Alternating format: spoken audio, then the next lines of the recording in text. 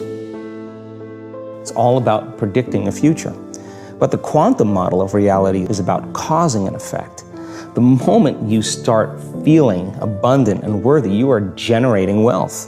The moment you're empowered and feel it, you're beginning to step towards your success. The moment you start feeling whole, your healing begins. And when you love yourself and you love all of life, you'll create an equal. And now you're causing an effect. And I think that's the difference between living as a victim in your world, saying, I am this way because of this person or that thing or this experience. They made me think and feel this way. When you switch that around, you become a creator of your world, and you start saying, my thinking and my feeling is changing an outcome in my life. And now that's a whole different game, and we start believing more that we're creators of reality. If you're not being defined by a vision of the future, then you're left with the old memories of the past, and you will be predictable in your life.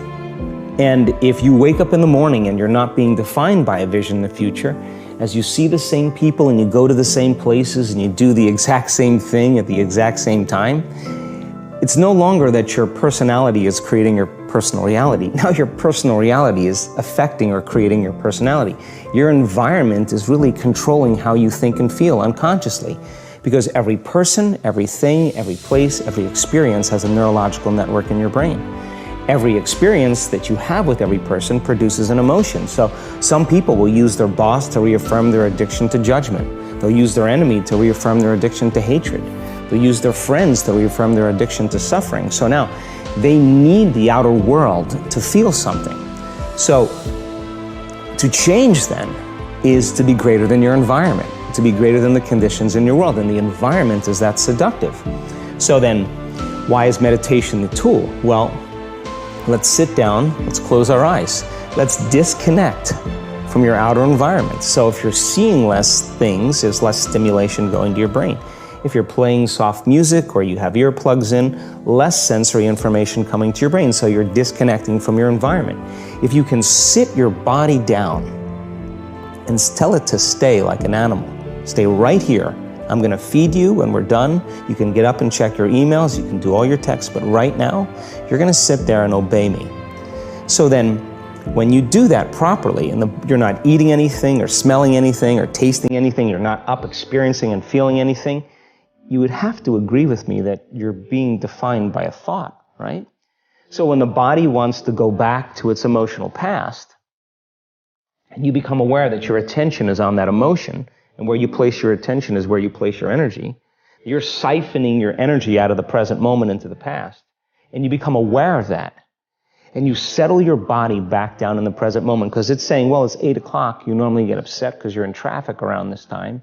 And here you are sitting, and we're used to feeling anger, and you're off schedule.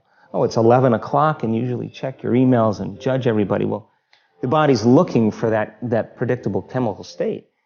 Every time you become aware that you're doing that, and your body is craving those emotions, and you settle it back down into the present moment, you're telling the body, it's no longer the mind, that you're the mind. And now your will is getting greater than the program. And if you keep doing this over and over again, over and over again, over and over again, just like training a stallion or a dog, it's just going to say, I'm going to sit.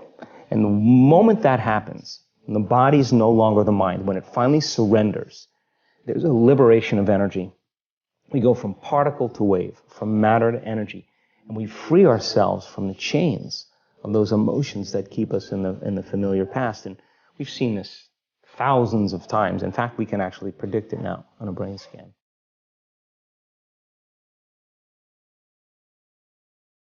And when you make up your mind to be defined by a vision of the future instead of the memories of the past, all you have to do is make a decision just with a level of intensity that has such a strong energy that in that moment your body begins to respond to your mind. In other words, the choice that you make becomes a decision that you never forget. It becomes an experience.